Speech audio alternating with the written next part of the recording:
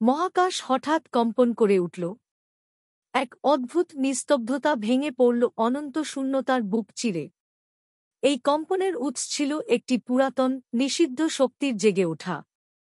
সেই শক্তি বহু যুগ ধরে ঘুমিয়েছিল, কিন্তু আজ সে জেগে উঠল। তার নাম নিশাচর, বিনাশের দেবতা। দেবতারা বহু শতাব্দী আগে তাকে শিকল দিয়ে বেঁধে ফেলে দিয়েছিল মহাশূন্যের অন্তিম সীমানায়।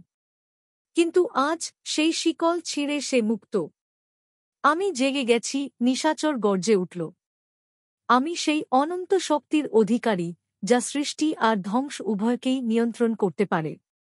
এবার আমি সব কিছু ধ্বংস করে দিব। দেবতাদের রাজ্য গডরা কম্পমান হয়ে উঠল তার উপস্থিতিতে।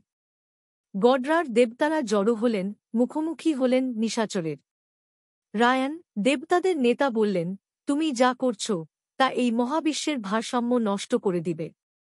আমরা তোমাকে ধ্বংস করতে দিব না। নিশাচরের চোখে আগুন জ্বলে উঠল। তোমাদের সময় শেষ। সে হঠাৎ করে আক্রমণ শুরু করল। একের পর এক দেবতা পড়ে যেতে লাগল।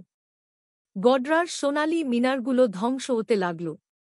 অসীম শক্তির কাছে দেবতাদের প্রতিরোধ অক্ষম হয়ে উঠল। শেষমেশ প্রায় সমস্ত গড মরে গেল।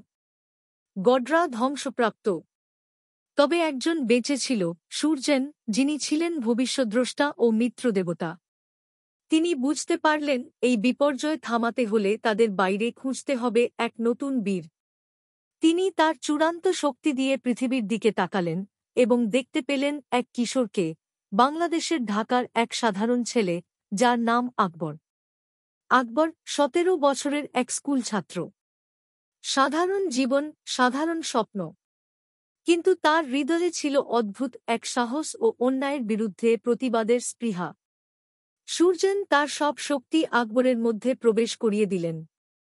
এই পৃথিবী আর গডরাকে বাঁচাতে হলে তুমিই শেষ ভরসা বলে নিঃশ্বাস ত্যাগ করলেন তিনি। আকবর হঠাৎই দেখতে পেল চারপাশ